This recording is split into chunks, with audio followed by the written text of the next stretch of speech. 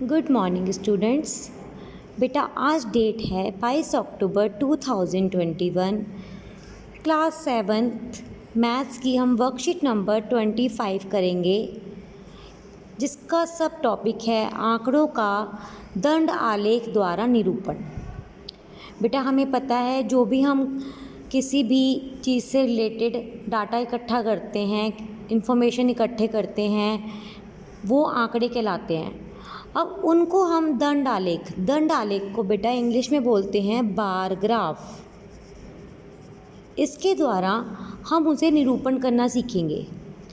Bar graph द्वारा, क्योंकि ये ग्राफ की तरह होता है, एक बार पिक्चर देखते ही हमें क्लियर हो जाता है कि किस चीज़ के बारे में हमें बताया गया है। तो हम इसको आज सीखेंगे। आज हम आंकड़ों को चित्रीय रूप में दंड आलेखों द्वारा निरूपित करना सीखेंगे। बार, जैसे हम चौक बार कहते हैं, तो चौक बार किस तरह से होती है? कुछ रेक्टेंगुलर शेप की इस तरह से हो सकती है। तो ऐसे ही बार्स बने होते हैं। देखो आप नीचे पिक्चर दे रखी है, आपको देख के क्लियर होगा। दूर दूर ऐसे बार्स बनाने होते हैं हमें। बार के अंदर हमारी इंफॉर्मेशन होती है, उसको हम बताएंगे कैसे रखते हैं। ठीक है बेटा, देखते हैं। हम पहला क्वेश्चन पढ़ते हैं जो हमें समझाया गया है।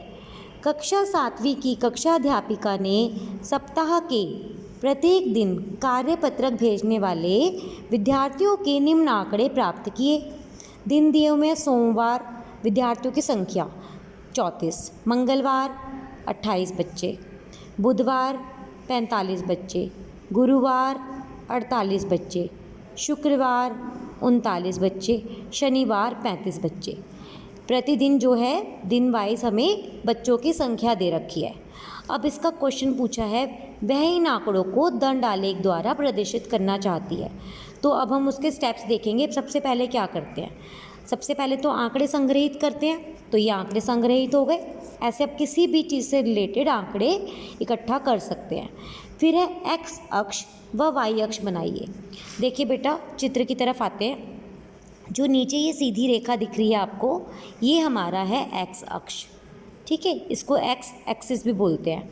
और जो ऊपर इसके साथ लंब के रूप में खड़ी है, इस रेखा को बोलते हैं वाई एक्सिस, यानी कि वाई अक्ष। तो हमें जब दंडालेख बनाना होता है तो हमें पहले एक एक्स एक्सिस यानी एक्स अक्ष और वाई एक्सिस यानी वाई अक्ष बनाना होता है। परपेंडिकुलर होता है ये ऐसे। फिर है एक्स अक्ष को मापांकित कीजिए। देखो जो ऊपर दिन दिए हुए हैं ना, जिससे रिलेटेड हमने डाटा इकट्ठा किया है, हम उनको एक्स अक्ष पर रखते हैं। तो देखिए दूर दूर रखेंगे बराबर डिस्टेंस से। मान लो अगर आप ग्राफ पे बनाते हो तब तो बहुत आसान है। अगर आप पेपर पे बनाते हो तो 1-1 सेंटीमीटर का आप गैप देके अगले 1 सेंटीमीटर में इस तरह का सोमवार, मंगलवार, बुधवार, वीरवार, शुक्रवार और शनिवार 7 दिन के आंकड़े हमारे पास, तो उनको आप निरूपित कर सकते हैं। फिर है वाई अक्ष को मापांकित कीजिए। क्योंकि अब देखो आंकड़े हमारे पास गिनती में हैं, जो वो 48 हमारा लास्ट है। तो हम 1 2 3 4 ऐसे पूरी गिनती लिखने लग जाएंगे तो पूरा 48 तक 48 तक जाएंगे तो बहुत लंबा बनेगा। तो हम क्या करते हैं, हम इसको एज्यूम करते हैं कि 0 से लेके जो 1 सेंटीमीटर की दूरी है उसको हम 10 नंबर तक नोट करते हैं। बीच में आपको पता है 1 सेंटीमीटर के बीच में छोटी 10 लाइनें आ जाती हैं, तो इसलिए 10 से डिनोट कर लेते हैं। तो हमने पैमाना जो बनाया है उसको हमें लिखना पड़ता है बार ग्राफ में। जैसे यहाँ लिखा है कि 1 सेंटीमीटर का मतलब है 10 विद्यार्थी। 1 सेंटीमीटर में 10 छोटी लाइनें, 10 मिलीमीटर लाइनें आएंगी, तो बीच का जो अंक होगा 9 है 8 है, तो वो बीच वाली लाइनें उसमें काउंट हो जाती हैं बेटा। फिर है दंड खींचिए। फिर उसके बाद दंड खींचना है। अब हम आंकड़ों की व्याख्या कर सकते हैं। तो देखो बेटा 34 था इधर, तो सोमवार को 34 है, तो इन्होंने 34 यानी 30 और 40 के बीच वाले हिस्से में से 1 पॉइंट कम रखा है, और ये सोमवार का। इधर भी आप 34 लिखो, ये अच्छा रहता है। फिर है अगला है 28, तो 30 और 20 इन दोनों के बीच में आएगा, लेकिन 30 के थोड़ा करीब रहेगा 28। फिर है बुधवार को 45, तो 40 और 50 के बीच में रहेगा बिल्कुल, तो ये बीच में आ गया। फिर है वीरवार को बेटा 48 है, तो 50 से थोड़ा सा कम रहेगा, तो ये हो गया 48 वीरवार। ठीक है, बार ग्राफ ऐसे दूर दूर बनते हैं बेटा, इसमें बार्स, इसलिए इसको बार ग्राफ कहते हैं। साथ में सटा के नहीं बनाने, एक दूसरे से चिपका नहीं सकते, हम इसका ध्यान रखना है। दंड आलेख में हम एक दूसरे से चिपका के नहीं बनाते, खुले खुले बार ग्राफ बनते हैं। फिर है 39 39, तो 40 से थोड़ा सा कम रहेगा, यहाँ भी लिखना है बेटा। शनिवार को है 35, 40 से बिल्कुल बीच में रहेगा 30 और 40 के। ठीक है, ये हमने एक क्वेश्चन समझ लिया। अब हम ना इसके आओ दोहराए वाले प्रश्न करेंगे। 2 प्रश्न दिए हुए हैं, उन्हें देखते हैं हमें किस तरह करना है।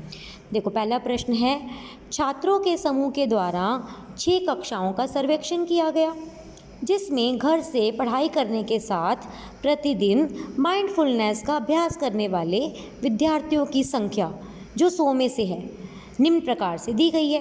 तो पहली कक्षा, दूसरी कक्षा, 1 से लेकर 8वीं तक की कक्षाएं हैं ऊपर, और विद्यार्थियों की संख्या, पहली के 63 बच्चों ने प्रतिदिन कार्य के साथ साथ माइंडफुलनेस किया, दूसरी के 72 बच्चों ने, तीसरी के 88 बच्चों ने।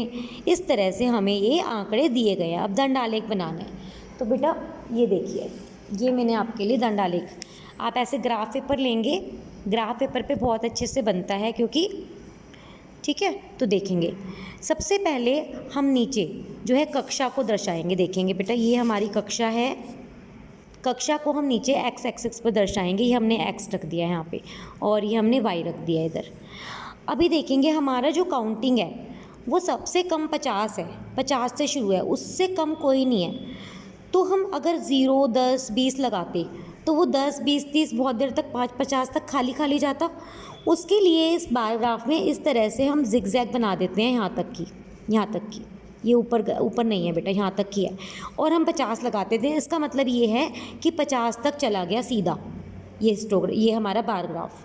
ठीक है, तो यहाँ 50 लगाया, उसके बाद हम 60, 70, 80, 90, 100 ये लगा देंगे। ठीक है, और हमने यहाँ पे 1 सेंटीमीटर बराबर 10 विद्यार्थी रखे हैं, जो बाकी के हैं 10 विद्यार्थी वो 1 सेंटीमीटर हमने दूर रखा है, और इधर हमने विद्यार्थियों की संख्या दिखाई है। पहली कक्षा के 63 बच्चे थे। अब क्योंकि इसमें छोटी लाइनें आराम से हैं तो आपको 60 के बाद 61, 62, 63 गिनने में बिल्कुल भी दिक्कत नहीं होगी। आप यहाँ पर आराम से इस तरह से बार बना सकते हैं 63 का। 72 यानी 70 के बाद 2 गिनने में बिल्कुल दिक्कत नहीं होगी, बहुत सुंदर तरीके से सफाई से आपका काम हो जाएगा। इस तरह से देखो, तीसरा है 88, फिर है 81, फिर है 73, और फिर है 75, फिर है 80। लेकिन सब चीज़ों को आपको मापांकित करना पड़ेगा। 63 है पहली क्लास का, तो यहाँ पहली क्लास लिखो, ये दूसरी, ये तीसरी, चौथी, 5वीं, 6ठी, 7वीं और ये 8वीं। और इधर हमने विद्यार्थियों की संख्या लिखी है, जो कि हमने यहाँ पे जिगजैग का मतलब है कि 0 से 50 तक यहाँ पे पहुँच गए। 50 के बाद 10-10 विद्यार्थियों का हमने गैप दिया, यानी 1 सेंटीमीटर में। ठीक है, और इधर हमारी कक्षा हो गई। ये हमारा पहले प्रश्न का बार ग्राफ बन गया, अच्छे से देख लो। ठीक है, अब हम आ जाते हैं दूसरे प्रश्न पे। बेटा दूसरे प्रश्न में जो हमारी वर्कशीट के अंदर ये गलत था थोड़ा सा, इसको आप ठीक कर लेंगे। ये 63, 72 ये यही वाला प्रिंट हो गया है, जो कि यहाँ पे 450, 500, 300, 360, 400 और 540 आना था। प्रश्न पढ़ते हैं। निम्नलिखित आंकड़े किसी कक्षा के 6 विद्यार्थियों द्वारा 600 में से प्राप्त किए गए कुल अंकों को दर्शाते हैं। इन्हें एक दंडालेख द्वारा निरूपित कीजिए।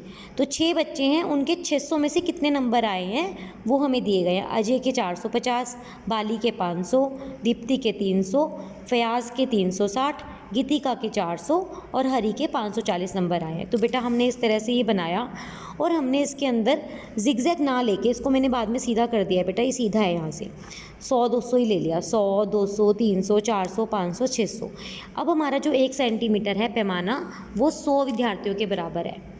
ठीक है, तो हमें आसानी से ये बन जाएगा बिल्कुल। देखो इधर हमने विद्यार्थियों के नाम लिखे हैं, 6 विद्यार्थी हैं हमारे, और इधर हमारे अंक लिखे हैं जो कि 600 में से प्राप्त है। ऊपर पूरा अच्छे से दिखाओ ताकि कोई हमारा बार ग्राफ देखे तो उसे एक झलक में पता चले कि इसमें क्या शो हो रहा है और कितना कितना क्या है। ठीक है, तो अजय के 450 नंबर थे, आराम से 400 हमने यहाँ गिना, 400 के बाद ये हमने गिना 410, 420, 430, 440 और ये बीच वाला बिल्कुल 450। बाली के 500 नंबर थे, पूरा 500 पे चला गया। दीप्ति के पूरे 300 थे तो 300 पे चला गया। फयाज के 360 थे, तो 300 के बाद आप 310, 320, 330, 340, 350, फिर 360 पे आप लाइन लगाएंगे। गीतिका के 400 थे तो पूरा 400 पे चला गया। हरी के 540 थे तो 500 के बाद 4 गिनेंगे तो 510, 520, 530 और 540। ये आपकी वर्कशीट यहाँ पे कंप्लीट होती है और इस तरह से इसको शो करेंगे। सब कुछ लिखना पड़ता है, ये बहुत इंपॉर्टेंट है कि पैमाने में आपने क्या माना है। ये मैंने दर्द आलेख का टॉपिक लिखा है, ये लिखेंगे। विद्यार्थियों के नाम कैसे दर्शाते हैं, जो ऊपर कक्षा लिखी है वो कैसे दर्शाते हैं, कैसे नंबर्स शो करते हैं। अगर आप सीधा 10, 20, 30 ना लिख के सीधा जंप करते हैं 50 तक तो किस तरह से जिगजैग लगा के यहाँ तक पहुँच के फिर आप आगे के शॉर्ट जो गैप्स हैं वो शॉर्ट कर देंगे। और कैसे बार ग्राफ्स बनाएंगे उसके ऊपर भी नंबर शो करेंगे जिससे कि क्लियर हो जाए। ठीक है बेटा, तो इस वर्कशीट को रिवाइज़ करेंगे अच्छे से, मुझे लगता है आपको समझ आ गई होगी। ठीक है बेटा, वीडियो को लाइक करना ना भूलें, आपको पसंद आई है तो। थैंक यू बेटा।